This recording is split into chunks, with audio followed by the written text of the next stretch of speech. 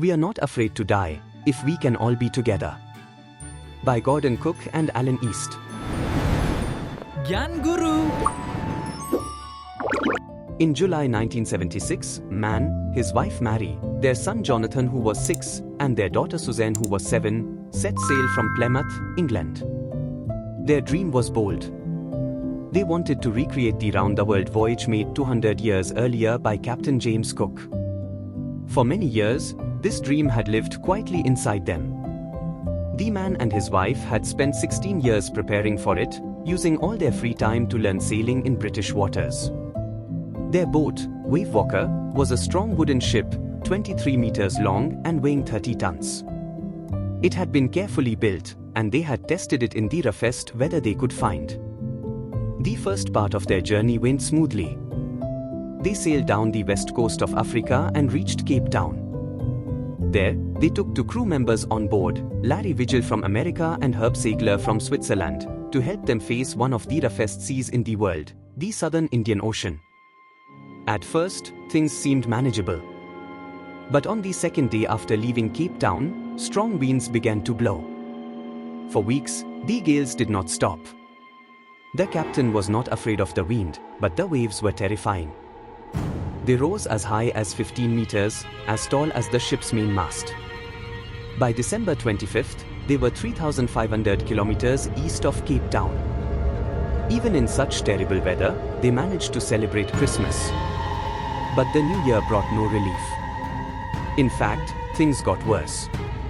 On the morning of January 2nd, the sea turned wild. Gigantic waves surrounded them. The ship climbed each wave only to face another endless wall of water. The wind screamed so loudly that it hurt their ears. They tried to slow the boat down. They dropped the storm sail and tied a heavy rope at the back. They secured everything, wore life jackets, and prepared for danger.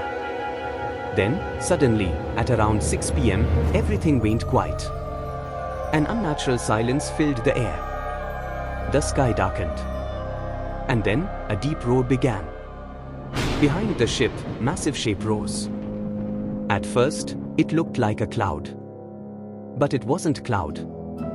It was a wave, unlike anything the captain had ever seen. It stood almost vertical, nearly twice the height of the other waves. The wave struck. With thunder-like explosion, water crashed onto the ship. The captain was thrown off his feet. His head hit the wheel, and he was swept into the sea. As he sunk underwater, he thought he was going to die. Strangely, he felt calm. But suddenly, his head came above water again. Nearby, the wave walker was almost capsizing. Another wave pushed it upright. His lifeline tightened, pulling him back. He grabbed the rails and was thrown onto the deck. The waves tossed him like a rag doll. His ribs broke. His mouth filled with blood and broken teeth. Still, somehow, he reached the wheel and held on. Water was everywhere. The ship was flooding. Just then, Mary appeared and shouted, "We are sinking. The decks are smashed. We are full of water." The captain handed her the wheel and rushed below. Inside, everything was chaos. Broken wood, floating objects, water everywhere.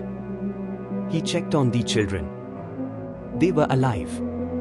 Sue had a bump on her head, but she stayed calm. There was no time to worry. The captain grabbed tools and tried to repair the damage. He covered the holes with canvas to stop more water from entering. But problems kept coming. The pumps stopped working. The electric pump failed. Water kept rising. Even their spare pumps had been washed away. Then he remembered another electric pump. He connected it, and luckily, it worked. All night, they worked without rest. Pumping water. Steering the ship. Calling for help. But no one answered their distress calls. They were alone, in the middle of the ocean. Meanwhile, Sue's injuries were getting worse. Her head was swollen, her eyes were blackened, and she had a deep cut on her arm. When asked why she hadn't complained earlier, she said something unforgettable. I didn't want to worry you when you were trying to save us all." By the next morning, the situation improved slightly. But the ship was badly damaged. The captain discovered that most of the boat's main supporting frames were broken.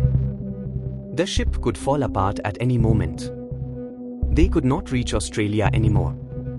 So he searched the map and found two small islands far to the east. One of them, Île Amsterdam, had a small scientific base. That became their only hope. They changed direction and headed toward the islands. For a short time, things seemed better. They even managed to eat a little food. But soon, another storm arrived. The waves grew bigger again. Their situation became desperate once more.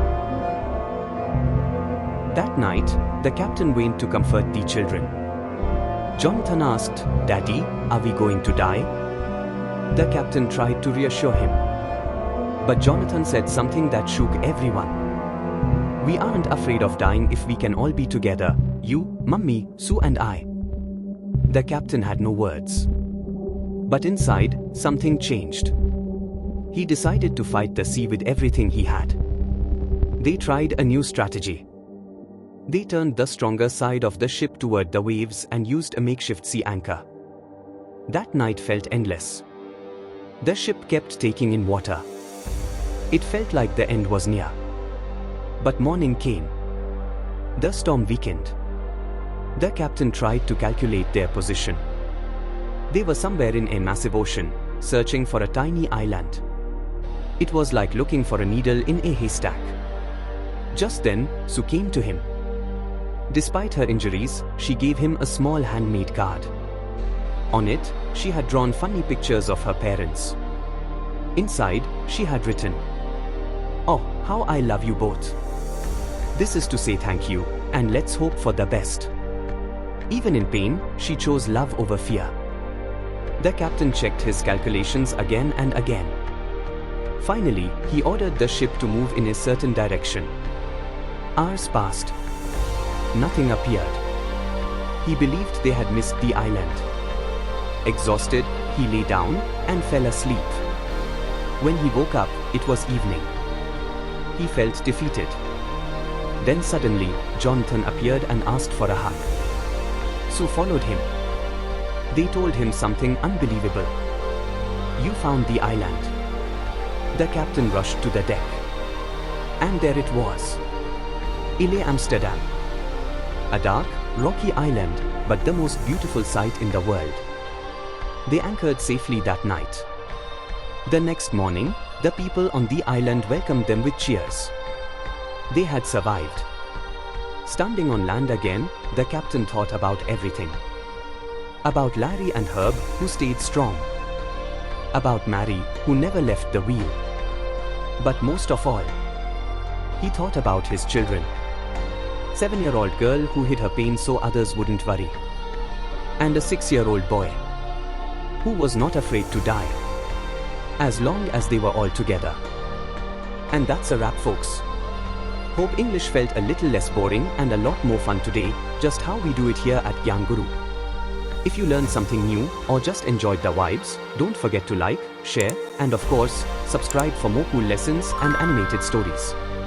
Till next time, stay curious and stay awesome.